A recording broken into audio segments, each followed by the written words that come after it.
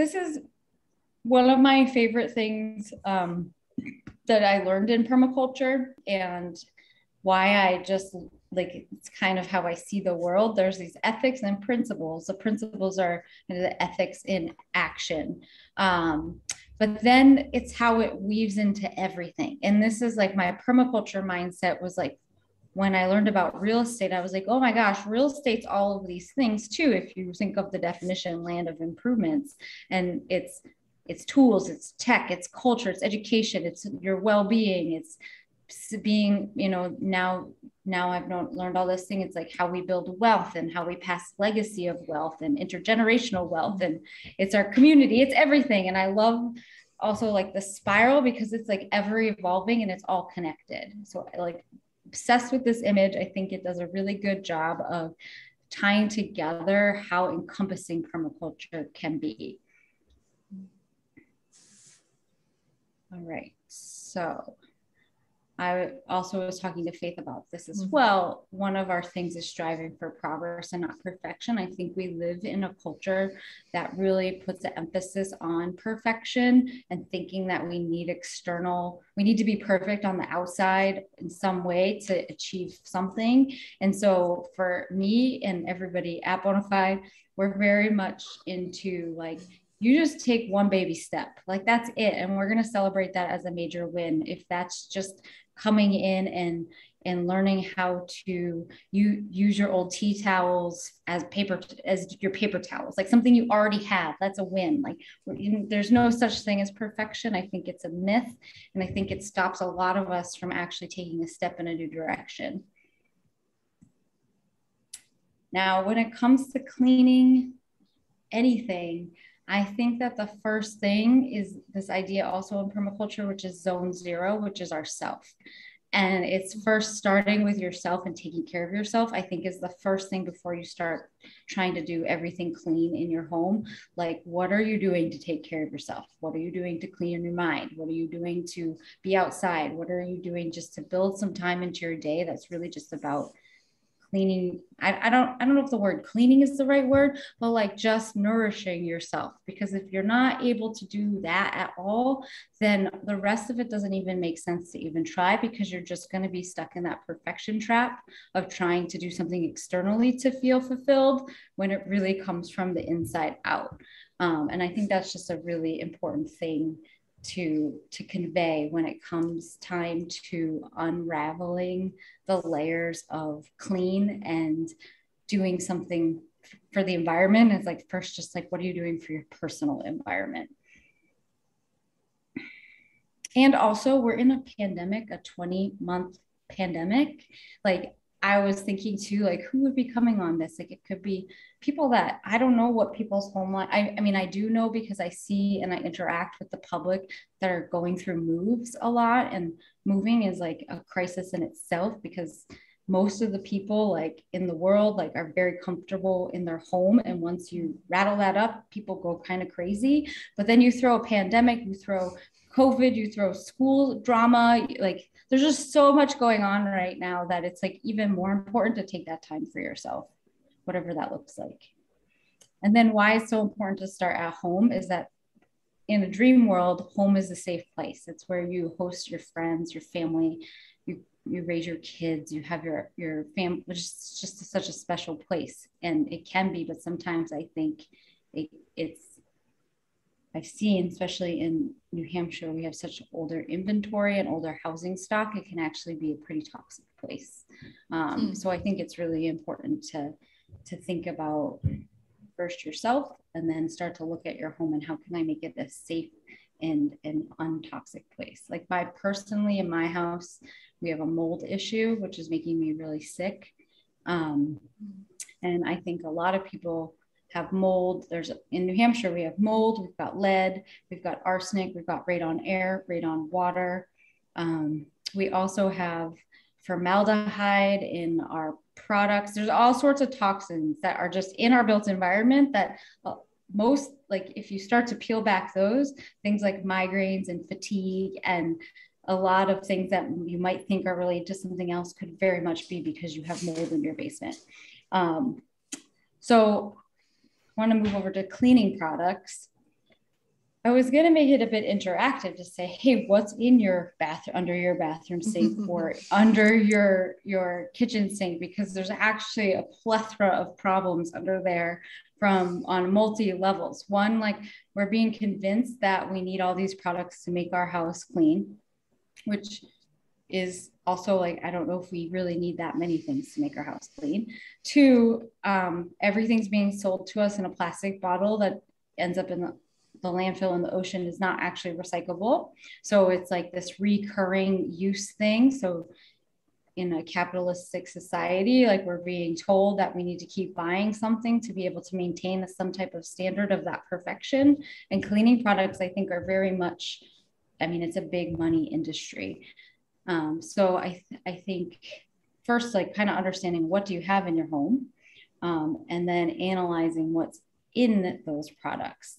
Before we do that, I want to talk about waste and where it goes, because that's a very complicated issue as well. My friend Reagan, she's actually on the board of trustees at the library. She's the executive director for Northeast Recycling Resource Association. So she's, her organization brokers waste and recyclables throughout New England. So she's like, kind of, if you want to really know about waste, you talk to her. But she was saying it's really interesting that there's becoming this market, a new market for taking plastics and turning them into clothing and different products. But because so many people are throwing their plastic in the trash, which is then ending up in beaches or in landfills, they don't actually have enough recyclable plastic to make into product to sell on that market, which is just kind of fascinating. And then the other thing in New Hampshire, we have landfills that are just about to be at capacity of being filled. So it becomes also an issue of like, where does our waste go? Well, it just goes to a landfill. Well, yeah, but where are those landfills and how is that impacting the communities and the wealth and the legacy and the environment around those landfills? And then also those landfill companies get a lot of tax incentives to bring their landfills to, did I just drop out? Am I in? No, you're good. Yeah. So where does our waste go? I mean, it's a pretty complex topic, but a lot of it ends up in a landfill or it's being brokered, or as you see, it is ending up on our beaches and in our ocean across the world. So it's another reason to kind of take inventory of, I say one of the places to start is under your kitchen sink or in your bathroom, because it's a really easy one to knock out of like, do I actually need this product? Can I also make this plastic bottle my last plastic bottle? Because there's opportunities to make your own cleaning products. And then if there's also now, like at our store and other places, there's really easy ways to buy refillable things that reduce the amount of plastic that you use. Any questions so far? Nope. Oh, I'm loving this, Ryan. This is great. Okay, good. Thank you. It's starting to get a little hot. All right. So I was looking today, I was like, what are the chemicals? And I just got a short list of the chemicals that are in typical cleaning products. And it's a bunch of, for the most part, words that you're like, what does that word mean? What does it do? And so I just pulled out 2 different words of these chemicals, and then what they're kind of, I'll bring you through the next thing. I brought out a couple of the chemicals. So phthalates, I don't even know how to say that. They're endocrine disruptors. So anything that has like a fragrance, such as air fresheners, dish soap, toilet paper, you're gonna find these in those products under the name fragrances, which is concerning because they're not even, there's household cleaning products are not federally regulated. So they can like do something where they say it's a fragrance, but it's actually this chemical to hide it because of proprietary laws. So this is not the best thing. This is also a volatile organic compound because it is a fragrance, and VOCs have issues with your lungs, with your brain. They could be a source of migraines. So a lot of times when you're having a health concern like migraines or fatigue, like start peeling back the stuff that you have and taking it away to see if it has something to do with the products that you have in your house versus thinking you need like a pill or a medicine. Start by taking away stuff like this product, these type of products. Oh, sorry to interrupt. Oh, yeah, I think I mentioned to you that I had read this book called Laundry Love, and it's about doing your laundry more efficiently and more effectively and in a way that's good for your clothes, but also that's better, greener for the environment and easier for you and your mental health, and just about making laundry not such an ordeal, Right. And that was one of the ingredients that he mentioned are in a lot of laundry detergents. Yeah, that previous one. That smell too. Like, also, I think we've been programmed to think that we have to walk around smelling like, I don't even know what these smells are. It's interesting. Become hyper aware of it since COVID. I do a lot of walking in the woods and being a social distance, and in the beginning being super afraid of being around people outside because we're told we couldn't be around anybody. Now we know we can at least be outside around people, but in the woods, somebody would walk by and I'm like, I can smell their chemicals on them. Like, if I can smell their chemicals on them, can I get COVID from them? Like, I was definitely super stressed out, but like I became hyper aware of how much people smell because they're putting all these chemicals on them, which is those chemicals that are not good for your body. I brought this one up too, because this is very common in Windex and multi-purpose cleaners. And it causes all sorts of problems like liver and kidney damage. And like all of these things if you start looking at the products, you can start to have anxiety about it because it's just like layers and layers and layers and layers and layers of toxins that are being sold to us as like, I don't know, as to make all our problems go away, because we're supposed to be living in this like crystal clean environment, like my fake backdrop. How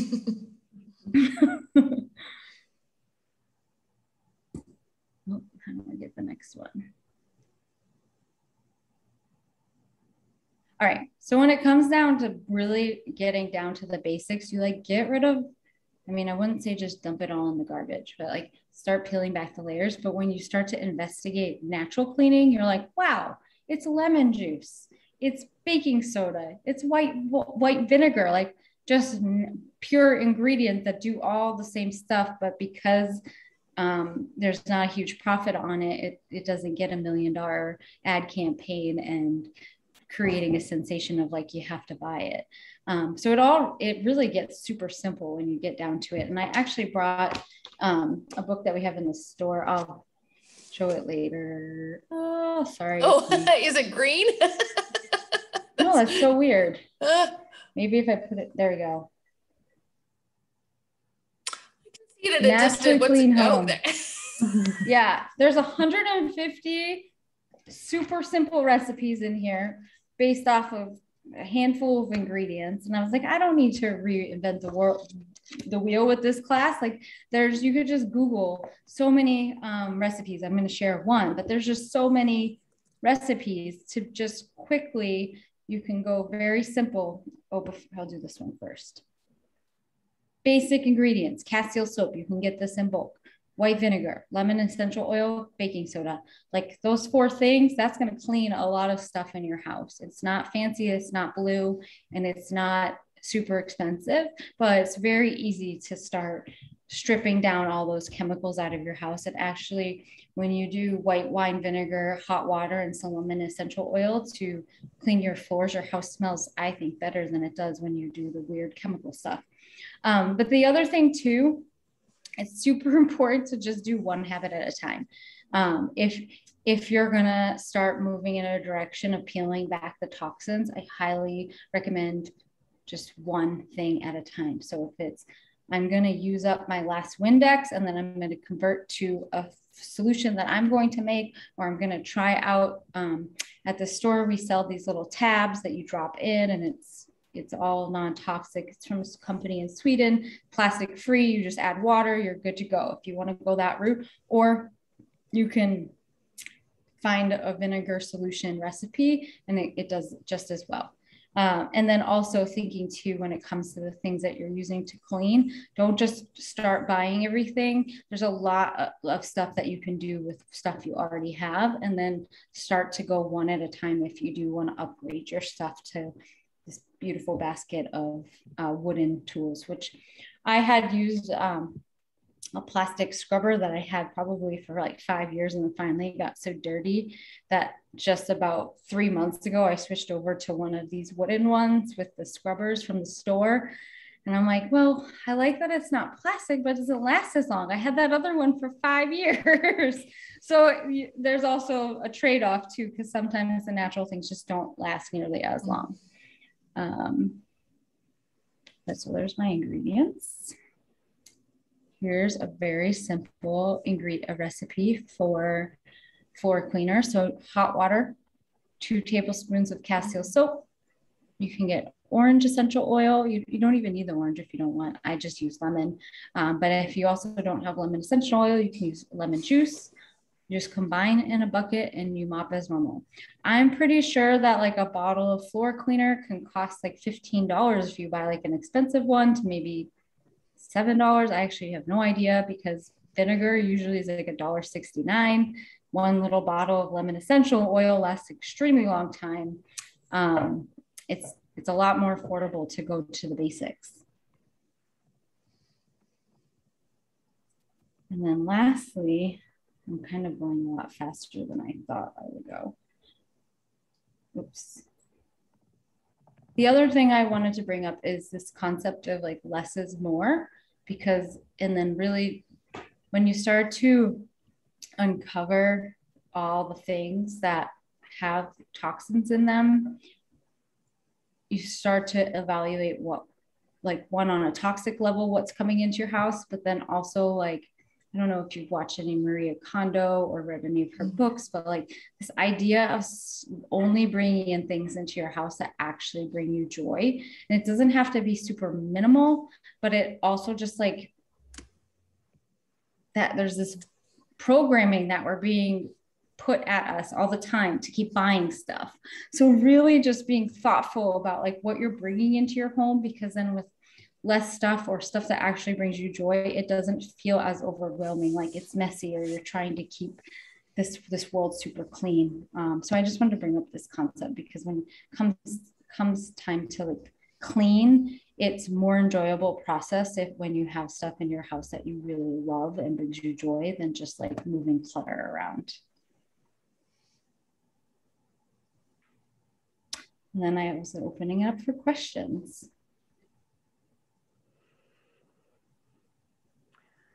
Well, it's not really a question necessarily, but I've seen a lot of those things that you mentioned, seeing, recipes online and stuff, but there's so much that it's almost like what actually works and what's just someone being like, oh, you can just do this. And, you don't know if it's really going to work, or like you try something and it's, doesn't do what you expect and stuff. So sometimes I think with that, it's like hard to know like what's legit and what's not, because there's so much of it. So yeah, the internet's so vast. It's so true. So, I mean, one thing is at you can walk into, so one, we have this group called Zero Waste New Hampshire on Facebook. I would say join that, because that group has been really amazing at people offering what's worked for them. Sorry, I put a fly in my house. I think that's a good way, because it really depends on like what it is you're trying to do, because and what your expectation of the outcome is. So I think asking a community of people that you trust, and then also you're always welcome to shoot an email or come into the store about whatever it is, the thing that you're struggling with. Like, is it this? Should I do this? Like, there's definitely abundance of resources down there. Okay. And one thing at a time. I think it gets super overwhelming if you're like, I'm going to go make my multi-purpose cleaner, and then I'm going to do my dish soap, and then I'm going to do my dish washer. Like, I would just say, like, start with one, experiment, play, like, be okay if it goes wrong, like, be like, okay, maybe that one didn't work. But like, when you try to do everything or like a bunch of things at one time, then it feels really overwhelming. But if you just picked one, and for me, I like simple, less is more. Like white wine, white vinegar is like my favorite thing, because you can use it for pretty much all cleaning. I'm not really one that's going to get into multi-step cleaning products. I don't have the patience, and the time. So I like that floor solution. That's me all day. And then other things like laundry. I really like the laundry paste bars, which you just like chop up, drop into your gallon laundry jug, add water. So there's things like I'll buy and then add water to versus creating my own formula for laundry, because then that also feels like there's more at risk with laundry because your clothes are involved. So I think also it's a matter of like prioritizing, where is it okay if I bring a recipe into my life and it fails? It's not going to be okay if you lose a load of laundry of your favorite clothes. So I think that's also like balancing what you're going to play with. And I do think it's play and experimentation and finding out like what works for you. Yeah, that makes sense for sure. Because there is so much that it's like, oh, I want to do all of these things because I want to be better, but there are too many things. That you could spend all day long trying to do all the things. And when it comes down to it too, is like, we can only do so much. It has to come top down. And I think it will start to come top down when we stop buying the things that the top is selling us, which is this idea that everything has to be perfect. So we have to keep buying stuff to make ourselves feel better. I'm like really always looking at the programming of like, how is it trying to sell me something, which is funny because technically I'm a salesperson, but I hate to be sold. Yeah, everything looks like a gimmick. You're like, does it really do that? Yeah. Is it really worth that price? What can that do for you that's so much better than this other stuff that's, costs half that or something, Correct. Yeah. Yeah. What other kind of questions or comments? I have a question about what would you recommend for, you mentioned dishes. Like I just read this book about laundry and I feel really pretty confident about that. I think I could try my hand at some, multi-purpose cleaner for, hard surfaces and windows and such. But what do you do for dishes? I like when I'm going very basic, just like Castile soap, but now we have the refill room at Bona Fide. So it's like a non-toxic. Okay. There's like a grapefruit one. There's a couple just simple formulas that it's just, I refill. Because I can't make everything, but that's I don't know if that's the best answer for you. But that's what I personally do. Oh, also, and there's dish block soaps. Like, have you seen the blocks? No. So I have that for like scrubbing pots. So I'll take the scrubber and I'll rub it on that and then scrub pots. And then I have the refill dish soap. Okay. Yeah. Yeah. Lately I've been really conscientious about how much, waste there is in packaging, and it's like it's kind of like what you said, like once you notice, you can't stop noticing, like, why did I just throw away half of the stuff? Like I just need to get to the stuff in the inside. Like, let me get to the stuff. It's true. It's weird to me with like some of the products that are like in a box and they have like, they're wrapped in plastic or like have a protective seal inside, and you have to like go through like 3 different layers of stuff. It was like, it was in one thing. Why isn't it enough? It started out in a box. That's pretty protective. You don't need it also in all these other things. And in this plastic, like the recyclable 1 through 5 or 7, that's like a myth. Like there's no regulation around those numbers. And then also there's not a market for a lot of those numbers. I think 1s and 2s, there's a solid secondary market for those plastics, but like 5, like your salad shells and all of those, like there's no market for it. So it's like, why are we telling well, I know why. There's just because they can.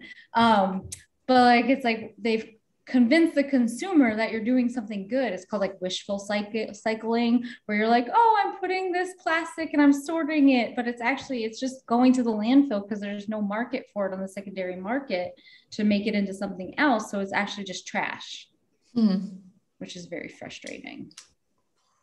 Wow. That's the worst.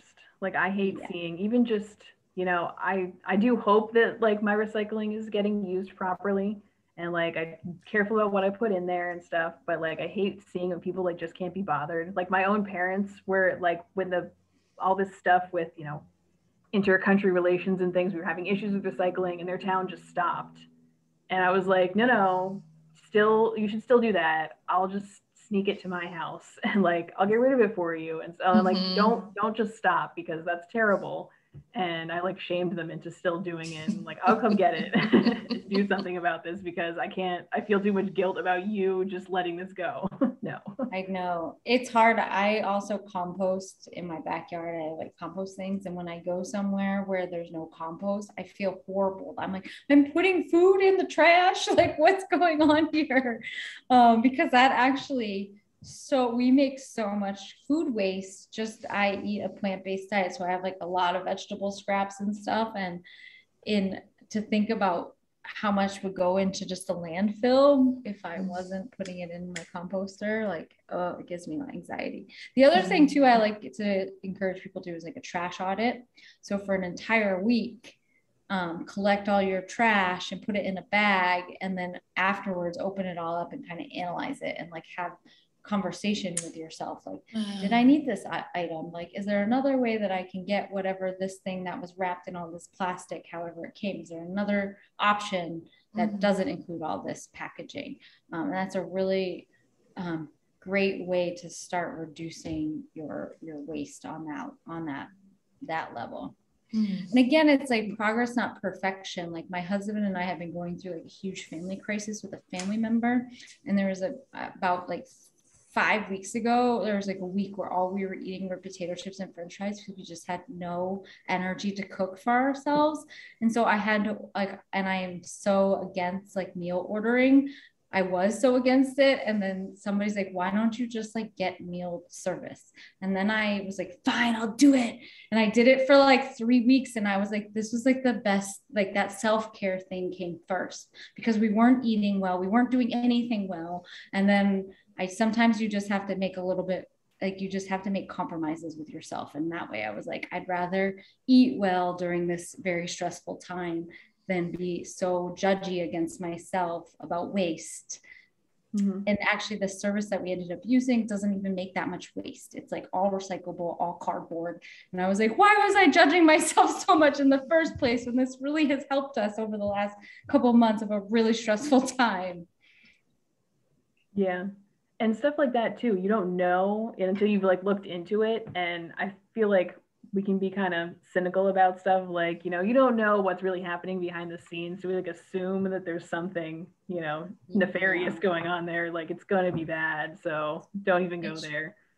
It's true. I've tried to really adopt this mindset of coming from curiosity, and like especially now I just feel like more and more as we move through this like new post like whatever March of last year time, like people are carrying such weight, and you're just seeing the tip of the iceberg of like a lot of trauma, a lot of stress, a lot of loneliness. And it's like, just give people the grace, like meet them where they're at. Like we cannot be judging people, because that's just perpetuating the trauma and the stress of this global pandemic. Yeah, for sure. How wise. It's been a lot of therapy, Faith. I hear that. And a lot of walking in the woods. Yeah. Would you please one more time tell us the title of that book that you were sharing? It's called The Naturally Clean Home. Naturally Clean. Put it in the chat. Nice. Oh, yeah. Naturally. This one relies a lot on essential oils, which again, that's a whole wild world. Like the multi-level marketing.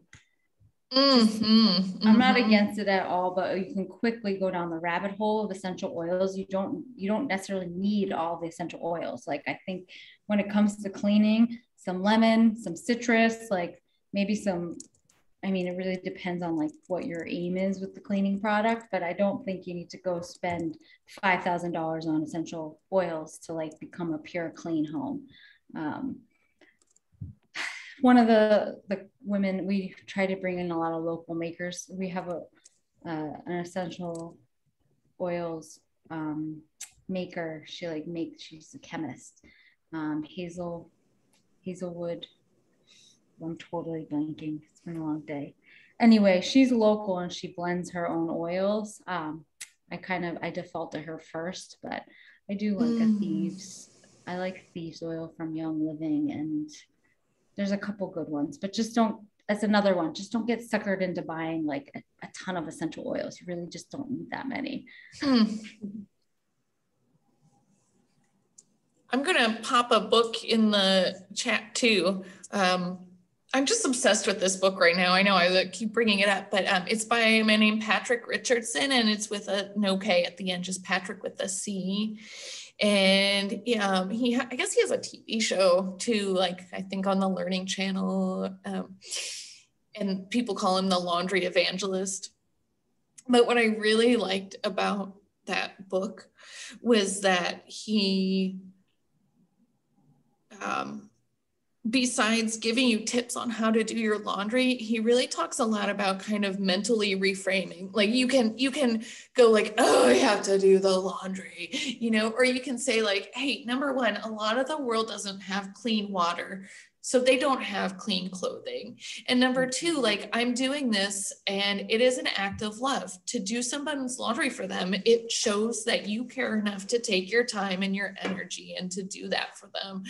And that, it's a chore, but that it really is like a tangible way by caring for the people in your household that shows that you love them. And I have not done laundry once since I read that book that I haven't been like, this is an act of love. This is a good thing. It really does. Like so much of it is just like reframing, mentally reframing. And I feel like doing that just in general, going like, okay, like, yeah, I have to clean the house. No one wants to do that, but like I'm doing the best that I can with what I have. I'm making, doing my little part. I'm taking my house from, here to here, and maybe people are up here and that's okay. But like, just the like mental component of doing what you can, I think is so powerful.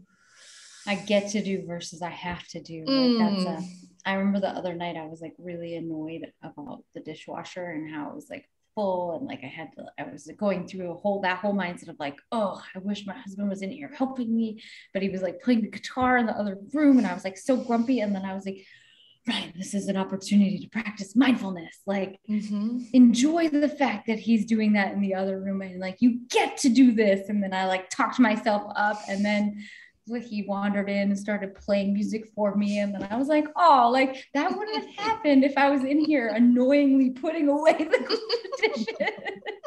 So you're right, it's a mindset shift for sure. Especially after a long day.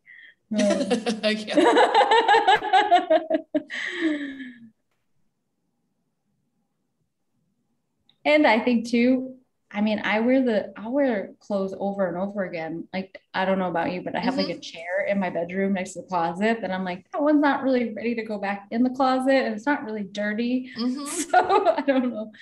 That was you know what he really advocates for. He says like, look, unless you spill something on it, like we are washing our clothes way too much. He said sweaters, wash them, once, twice a season. Like if you don't spill something on it, really a lot of things that are going in the wash could just be aired out, or spray some, just spray something like,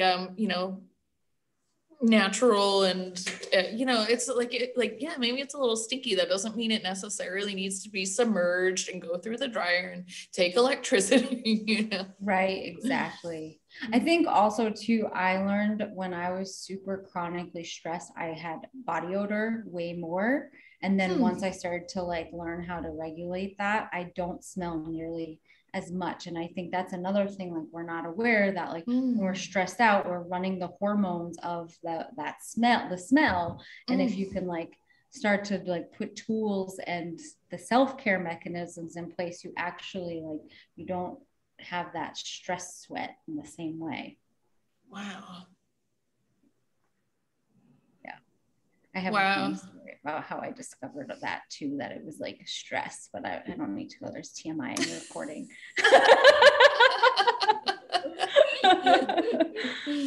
I will say every time I always wonder, why is women's deodorant, which I don't actually use, I use the deodorant, but not the antiperspirant. But anyway, so I try to go for the like more natural stuff. But if you buy like the mainstream deodorant, it's always baby powder scented. And I'm like, why, who decided that grown women's arms should smell like a baby's bottom? Like, what is that? What does that mean? Yeah. What does that tell you? There's also like the pink tax too, like all these products that like the same product, like razors, same product, but for a woman, it's pink and it's like 33% more. Like it's just like there's I think it's like pinktax.com or something. They go through and they show you all these products, and it's like they're just making more on women for the same product. Yeah.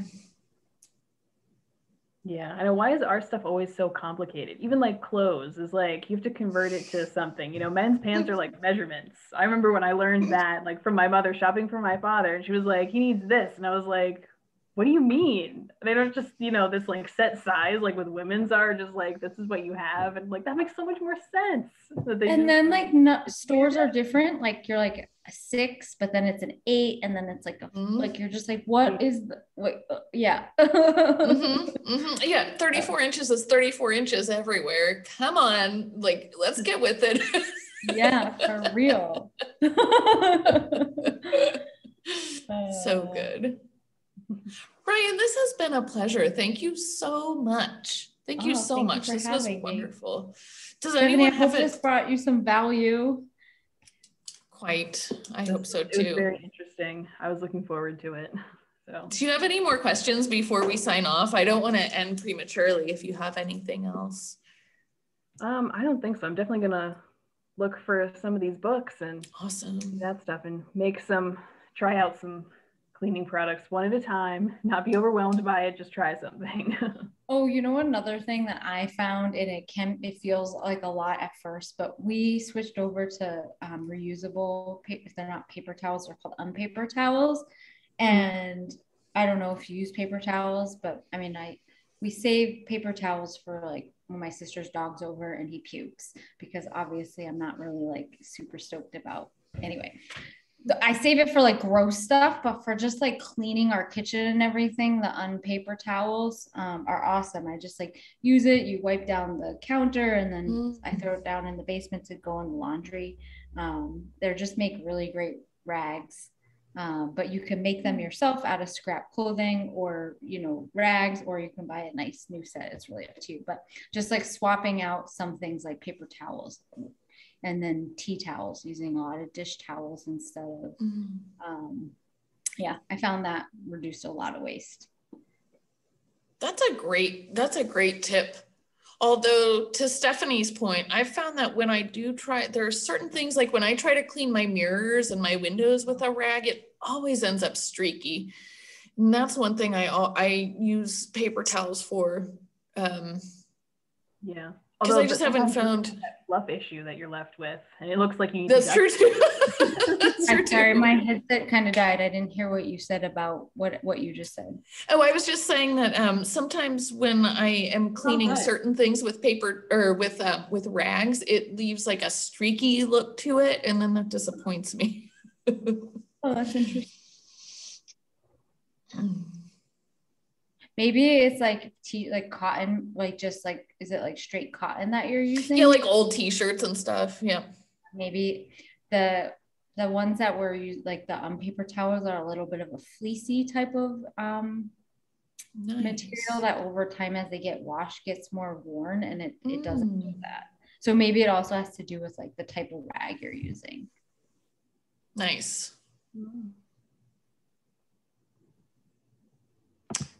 Anything else before we call it a night, ladies? We're all good. I don't have anything. Just thank you for doing this. It was great, and very educational, and I have lots of more information now. I have my little page of notes here, so this was good. Me too. Great. Thank you very much. Thank you for coming, Stephanie. Thank you so much, Ryan. Thank you to the Concord Public Library Foundation for funding this and many of our events. And I hope you all have a great night. Ryan, I will come see you at the store soon because I have some needs, I think. Great. We will welcome you with open arms. Bye, everyone. Okay. Bye.